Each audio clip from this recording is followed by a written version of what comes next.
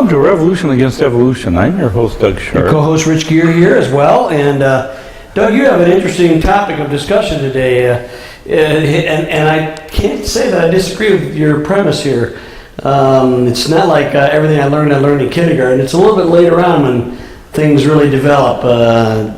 You got a thing here. What's the title of the show? The title of this show is called The Seventh Grade Peer Pressure. Yeah, I remember seventh grade very well, Doug. How about you? Yeah, I do too, Yeah. and it's a sort of an awkward time for a kid, and there's a lot of things that can happen and can go right or go wrong depending upon the disposition and the situation that a kid gets in, and going into junior high school and into a situation where you have all these kids going through all these changes together. Mm-hmm. There's a sense that there's you have puberty setting in, and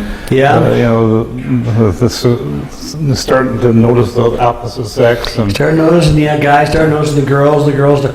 Girls, I think, develop a little bit sooner. It seemed like they were like in 4th, 5th grade.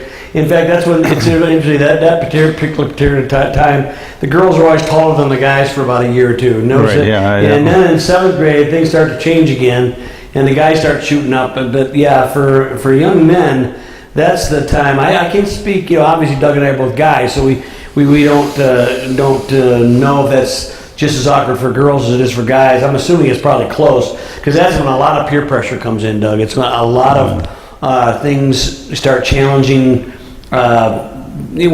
Basically, you're trying to break away, trying to pull away from the psychological umbilical cord. You're trying to, you're too young to really do anything. Right. You can't even drive a car yet, but you kind of want your independence in a way that you're really not ready for, but yet you're getting ready for it. Like you mentioned, the body changes a lot. That's when you hit puberty, and yeah, I remember that was a rough time. Things are happening in your body. What the heck? What's that all about? Mm-hmm. And then I remember I was going into this place up north where we had actually a house that we in Lewiston that we had, mm-hmm. and there was down the street there was like a kids hangout where they had a pool tables and things like that, and the ice cream and things like that. And my parents brought me in there with them for ice cream. I can remember being embarrassed that I've got my parents with me. That's exactly right. That's exactly. It's when that starts happening. And so there's pressure that you have to distance yourself from your parents and be a little bit more independent. And I think that's where a lot of times critical decisions concerning the church and Christianity, consider of all of the different things that happened during that time, that puts additional pressure upon a Christian kid or one that grows up in a Christian church. You think about that, Doug, because like when I have a different experience than you did, Doug. Mm-hmm. You grew up probably with a youth group situation. I didn't have any of that stuff. Mm-hmm. We did. I was raised Roman Catholic, and we were moving around a bit, and some of the stuff there were. It's not to say the Catholic Church doesn't have their own youth groups. They probably do now, but youth groups, and of course back in those days that was a big. Even today, Doug, I got to tell you, the church I'm going to, Doug, the camps still are very influential. Oh, yeah. And young kids, they get together with a bunch of people their own age, and this is really, you talk about peer pressure. If you could get peers that really promote good values, there's very mm-hmm. few kids that are strong enough to stand on their own, no matter what somebody says. You know what I'm saying? There are very few. Most kids need to be led a little bit. They're kind of they're really not secure in themselves, and as you said, things are changing in their body, their mind. And there also is that natural inclination to want to start establishing your own independence.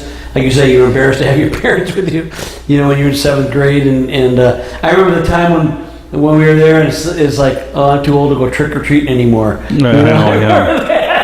All those kinds of things.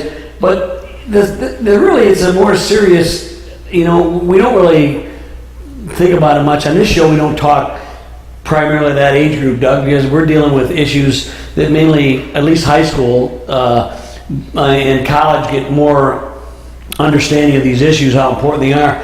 But yet, for the long period of time, the kids have been indoctrinated in a lot of evolutionary ideas and secular ideas. The dinosaurs presented to them. Of That's course, the first thing. That's when you're kids, you're in kindergarten, or even before, even preschool, you get the dinosaurs. Exactly. And I remember when I was a kid, that was the idea that there were really monsters that lived and they were alive, they were real, was endlessly fascinating to me. This little monster. I was a little monster of my own, but anyway, that was a. But it goes on, and then you're indoctrinated more and more and more.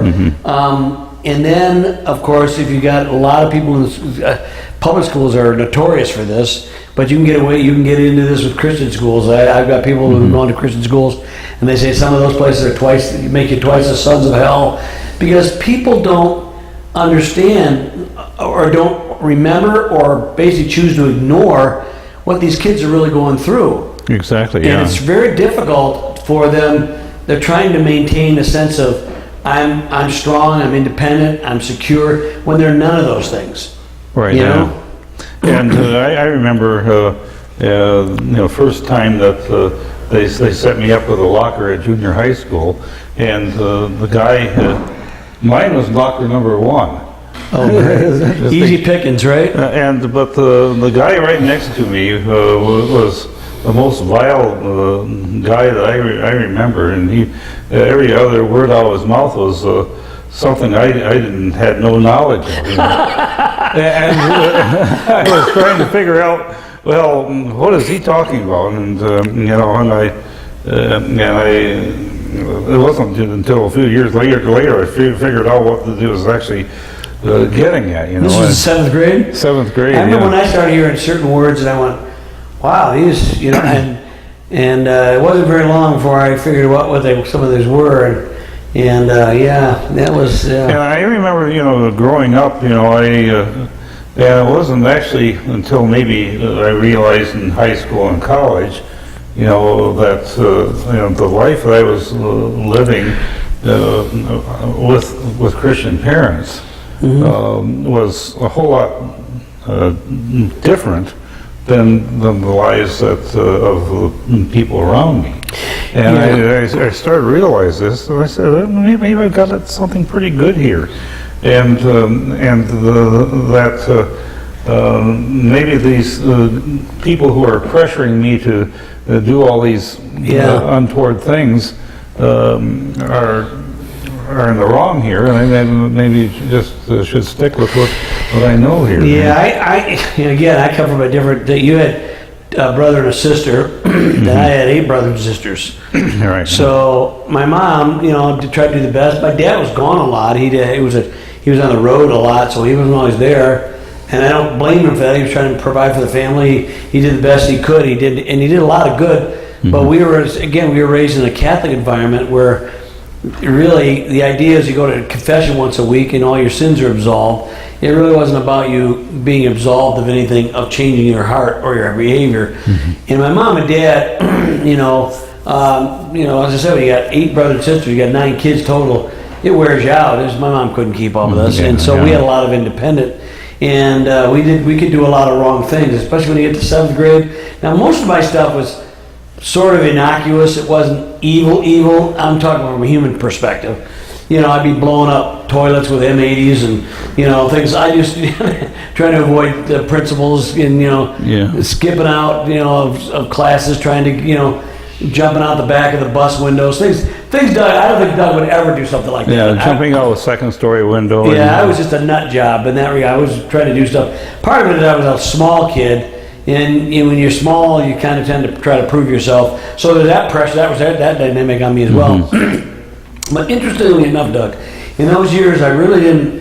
I was already inculcated in the evolutionary mindset. Oh yeah. I didn't realize there was any kind of a conflict at that time.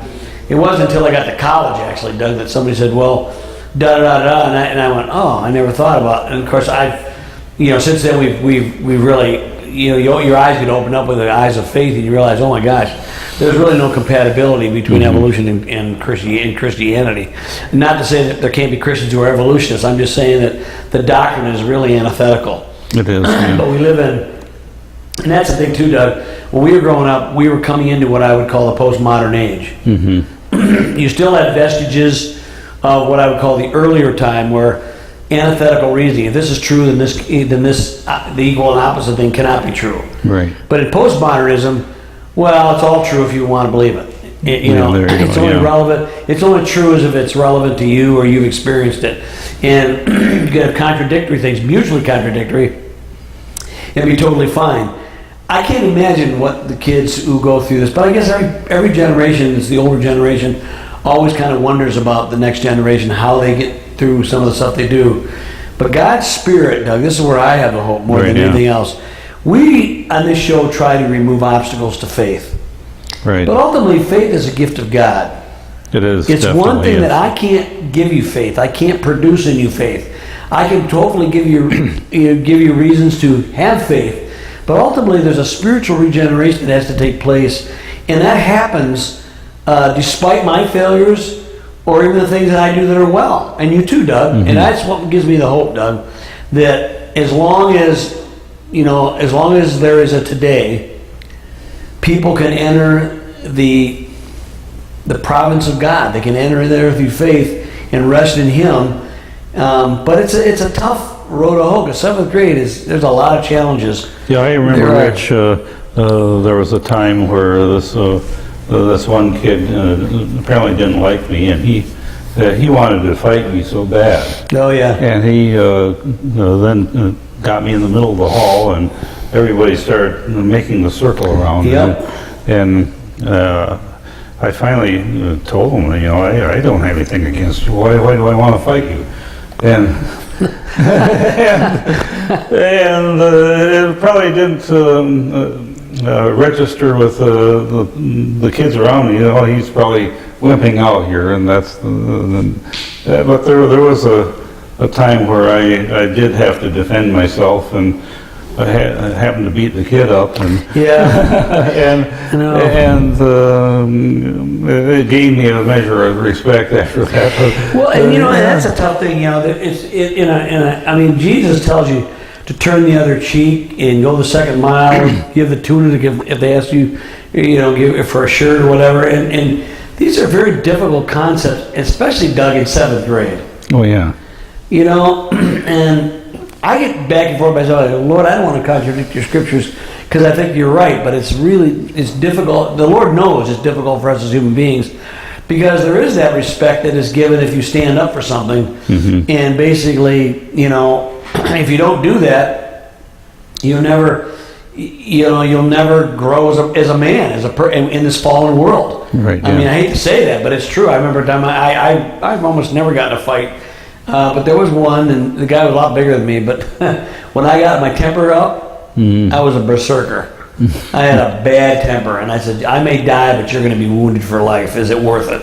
And I was just insane when I got angry. I had a bad temper, really bad. Yeah, the Lord changed that in me. Yeah, he cured that of you very quickly after you came to the Lord. Yeah, because I had a very, very violent temper, and the Lord took that away. I mean, there are vestiges, and there are times when things would rise up a little bit, but it's never been like that. And and that's the other thing too, Doug. You raised a Christian thing. We've talked about in a Christian home. We've talked about the fact this is an old expression the church has, that God has no grandchildren. Mm-hmm. You can be raised in a Christian home, but unless you apply faith to your own life, you're going to be swayed one way or the other by every wind of doctrine or every fancy idea or whatever it is, especially since you are trying to grow up and you are trying to establish independence. How do you do that, Doug? I mean, I was lucky. My kids, my children turned out really, really good. We were talking earlier before the show started. Mm-hmm. I really didn't have to do a lot of discipline with them. Right, yeah. But again, by that time, my wife, your sister, and I had been raised in with Christian standards. It's a whole different world. My mom and dad really raised us, and they didn't raise us with evil standards or bad things, but just more of a Roman Catholic. It was kind of like social Christianity or social, which is, us in the 60s when we were raised, we kind of rebelled against, talk about rebellion? Right, yeah. We rebelled against a lot of that social club Christianity. We didn't like it. The thing when I always said, the 7th grade, youth groups, they're still pretty effective, but what's really tough is I don't think they always teach the kids properly. They don't challenge them. And it's very difficult, Doug, because there's some kids that really want to learn, and there's some kids that don't want to learn at all. And you got to take them all in a youth group. Yeah. And you give it, and you want to create a safe environment, a healthy environment, but you want to get more if you can. You want to help that regeneration of their spirit take place, because if it doesn't happen during that period of time, I tell you, they go off to college, and it's really difficult to not have your faith get shipwrecked. Yeah, I remember College is- making a conscious decision to follow Christ about 9 years old. And Me, I was 20, and it's thanks to him. But Yeah. one point I want to make is that many adults don't grow beyond this phase. Yeah. You know, There is that too. That's the other part. And when you get right down to it, you know, a lot of what we see in politics is seventh grade peer pressure. Yeah, well, It's there is all that. envy, jealousy, bitterness, and accusation. All those attributes of an unregenerated mind is what plays out in politics. Yeah, a lot of it. It's sad Yeah. because It's like what I say, yeah. that don't follow the manure spreaders from Yeah. when I talked about my farming background. But there's a pressure, you know, to abandon Christianity at that time. What, in 7th grade? Yeah, there was. There's a lot of things that, you know, as I was growing up, you know, it was just a matter of, you know, Christianity wasn't cool. Christianity was. Oh, I remember that. I remember when mine was a little later. When I was in high school, Waverly, which Doug also went to. I remember this kid walked around with a Bible, and I was kind of ashamed for him. You know, I wasn't a Christian by that time. In high school, I was not a Christian at all, and but I remember being raised in the Catholic Church, which is. You know, I saw that really blasted the Catholic Church, and sometimes but the other churches have their own issues as well, but the Catholic Church, they had catechisms, but really the issue was, man, if you were in the building, you didn't commit a mortal sin. If you didn't go to church on Sunday, you committed a mortal sin. This is when I was growing up. I don't know, I think it's changed today. And if you took communion with a mortal sin on your soul, that was sacrilege. If that happened, you went to hell. Do not pass go and do not collect 200. You're done. You know, but yeah, I mean, it was equal. Missing church on Sunday was equal to murder. Okay, and of course, Catholic Church had two levels of sin. You had venial sins and mortal sins, and that was the time when I was in 7th grade. I was starting to rebel against some of that, and I went totally away from the church. Totally, I wasn't. Yeah, you figured you were hosed anyway, Yeah, right? and I never was an unbeliever in the sense. I just never thought about it a lot, and I think that's probably what happens with a lot of kids too. They're not consciously. They're rejecting the faith, but not because they're consciously doing it. It's just they're kind of ignoring that part. They're ignoring that spiritual aspect because they got everything else. As I say, their body's changing, the music's there, the peer pressure's there. They got their studies are all. I mean, all this stuff. Everything is intense at that time. That 12, 13-year-old Doug. I mean, we're reading about today, like kids right now. There's a lot of suicides that happen at the time. Oh yeah. Your intensity of emotions. And if you don't have a Christian, and even if you do, it can sometimes be challenging, especially if you have other issues. Let's say you have a genetic, or you have a certain kind of like bipolar disorders or whatever else like that. But the point of it is those times, you feel everything so deeply, Doug. Do you remember that, Doug? Yeah, Yeah, that's you right, feel deeply. And- In that was junior high, middle school, and through high school. Everything is like, you know, I feel like Captain Kirk in Star Trek. Spock, Bones, you know. I mean, everything is so intense when you're that age. And so it's easy to get thrown off kilter, Doug. And, you know, the kids nowadays, they have new temptations we never faced. You know, there's drugs and the internet and the cult and... Although I will say this, the Bible does tell us there's nothing new under the sun. And there's no sin that isn't common to man. So in other words, the same things that tempt you, they may take on different window dressing. Right. But it's the lust of the flesh, the lust of the eyes, and the pride of life. That's And right. those three things are universal. And this is why those in the youth groups can deal. Because it may have a different window dressing. Like I say, the internet, there's a lot of things that are more accessible. But it's always been around at some point. Now look, I mean, the whole idea of sexual sin goes back to Sodom and Gomorrah. You know, there's nothing new. All right, Doug? The idea that bodies have changed has been going on forever. Peer pressure has been there. We've had it for a long, long time. So the trick is to be raising them kids. And I think, Doug, you know, I think parents who are wise, when the children is trying to establish some independence, let them have some until they betray that trust. And that's not easy to do. A lot of parents don't want to let go, especially in Christian homes. You can't. You give them the guidance, but at certain points, and you can tell them, you know, you have. I can let you go on this and play this game or do this, but there are things that if you betray trust, you may lose those privileges at some point. But I want to believe in you, and there's no magic formula, because we were talking earlier. Again, there are some kids that are just willful, Right. and there's some kids that are more pliant, more compliant. And there's not a one-trick pony that solves all the issues. Every parent who's been a parent knows this is true. That's right. And yeah. but still, there is a commonality that you can minister and witness to your children and get them when they're young, man. When they're young, because when they get to that age, if they've got their feet on straight, then they're not liable to get tipped for very long. They might for a season or two, but generally not for very long. I like challenging the kids, you know, you know, I have a music student, and That's going pretty good, isn't it? yeah, it's kind of fun, and she got her own keyboard now, and Yeah, Hal got her that, didn't he? yeah, and Hal's he's just something else. and so it's Nobody like him. And so what she's doing now is practicing learning some songs and chords and things like that. Awesome. And but she says, you know, this is really hard.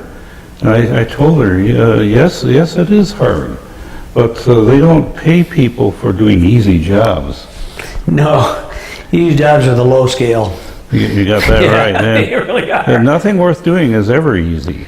No. And when you look at the challenges that we have in life, we have to overcome them. And it's great to be able to give a kid a sense of purpose and meaning It's in tough, life. Doug, because like I said, my brother James, he picked up the piano when he was I swear he was 8 years old, and he would play for hours and hours. I was never that disciplined. But then I found when I got into art, I really liked drawing, and I liked painting and that kind of stuff. And you know, so sometimes, but it's still always hard. Yeah. And kids like to play. And I tell the kids that God loves it when you ask Him for a gift, and there's God will have a gift for each person. Yeah. Like you got your art. He gave James his gift in music, and he gave me a bunch of different little things. Well, you got music and you got science. I mean, you got this mind that can, like a steel trap that remembers things. It's amazing, you know. And so and part of it is having fun, being able to do that. You know, it's part of a challenge. And kids hate it when they're bored, where there's nothing to do. You set them. The punishment back in the old days, you stood them in the corner. Yeah, for, I know it. 5-10 minutes of that, they had it, you know. Yeah. And that's the thing of it is that if you find out that there's things that you can do with young people to encourage them into a positive direction, then a lot of the problems that they have will go away. Now, how does this relate to evolution? Well, the peer pressure is what drives evolution. You know, you have peer review of all your papers in the colleges, and you have the professor who is your bully in the college. Yeah, he really is. He has the authority, and he tells you, well, you have to rewrite your paper because it's not showing both sides. Oh yeah. Well, yeah, a little like right. And so I said, well, maybe I can write a little fiction too. Did you run into that in school? I ran into that. I was taking it was actually a course on radioisotope dating. I took a geology class. Did you really? And it was actually an independent study, and what I was doing was investigating the premises of radioisotope dating. And actually, that was paper I did was ahead of its time for quite a bit because Really? because I was that whole study was in its infancy back years ago, even before the rate study.